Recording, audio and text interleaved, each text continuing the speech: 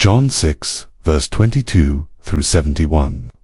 On the next day, the crowd that remained on the other side of the sea saw that there had been only one boat there, and that Jesus had not entered the boat with his disciples, but that his disciples had gone away alone. Other boats from Tiberias came near the place where they had eaten the bread, after the Lord had given thanks. So when the crowd saw that Jesus was not there, nor his disciples, they themselves got into the boats and went to Capernaum, seeking Jesus. When they found him on the other side of the sea, they said to him, "Rabbi, when did you come here?" Jesus answered them, "Truly, truly, I say to you, you are seeking me, not because you saw signs, but because you ate your fill of the loaves. Do not work for the food that perishes, but for the food that endures to eternal life, which the Son of Man will give to you. For on him God the Father has set his seal." Then they said to him, "What must we do to be doing the works of God?" Jesus answered them, "This is the work of God, that you believe in him whom he has sent." So they said to him, "Then what sign do you do, that we may see and believe you? What work do you perform? Our fathers ate the manna in the wilderness. As it is written, he gave them bread from heaven to eat." Jesus then said to them, "Truly, truly, I say to you, it was not Moses who gave you the bread from heaven, but my Father gives you the true bread from heaven. For the bread of God is he who comes down from heaven and gives life to the world." They said to him, "Sir, give us this bread always." Jesus said to them, "I am the bread of life. Whoever comes to me shall not hunger, and whoever believes in me shall never thirst. But I said to you that you have seen me, and yet do not believe. All that the Father gives me will come to me, and whoever comes to me I will never cast out. For I have come down from heaven, not to do my own will, but the will of him who sent me. And this is the will of him who sent me, that I should lose nothing of all that he has given me, but raise it up on the last day. For this is the will of my Father, that everyone who looks on the Son and believes in him should have eternal life, and I will raise him up on the last day."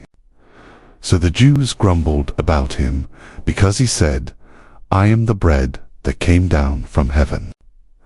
They said, "Is not this Jesus, the son of Joseph, whose father and mother we know? How does he now say, 'I have come down from heaven'?" Jesus answered them, "Do not grumble among yourselves. No one can come to me unless the Father who sent me draws him, and I will raise him up on the last day. It is written in the prophets, and they will all be taught by God. Everyone who has heard and learned from the Father comes to me. Not that anyone has seen the Father, except he who is from God. He has seen the Father. Truly, truly, I say to you, whoever believes has eternal life. I am the bread of life. Your fathers ate the manna in the wilderness, and they died. This is the bread that comes down from heaven, so that one may eat of it and not die. I am the living bread that came down from heaven. If anyone eats of this bread, he will live forever. And the bread that I will give for the life of the world is my flesh." The Jews then disputed among themselves, saying, "How can this man give us his flesh to eat?" So Jesus said to them, "Truly, truly, I say to you, unless you eat the flesh of the Son of Man and drink his blood, you have no life in you. Whoever feeds on my flesh and drinks my blood has eternal life, and I will raise him up on the last day. For my flesh is true food, and my blood is true drink. Whoever feeds on my flesh and drinks my blood abides in me, and I in him. As the living Father sent me, and I live because of the Father. So whoever feeds on me, he also will live because of me. This is the bread that came down from heaven, not like the bread the fathers ate and died. Whoever feeds on this bread will live forever. Jesus said these things in the synagogue as he taught at Capernaum. When many of his disciples heard it, they said, "This is a hard saying. Who can listen to it?" But Jesus, knowing in himself that his disciples were grumbling about this, said to them, "Do you take offense at this? Then what if you were to see the Son of Man ascending to where he was before? It is the Spirit who gives life. The flesh is no help at all.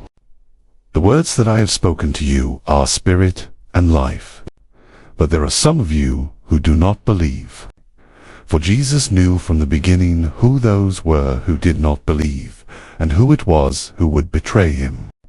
And he said, "This is why I told you that no one can come to me unless it is granted him by the Father."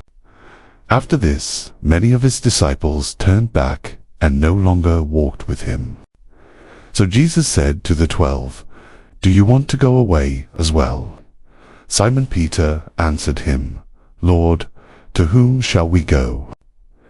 You have the words of eternal life, and we have believed and have come to know that you are the Holy One of God." Jesus answered them, "Did I not choose you, the 12?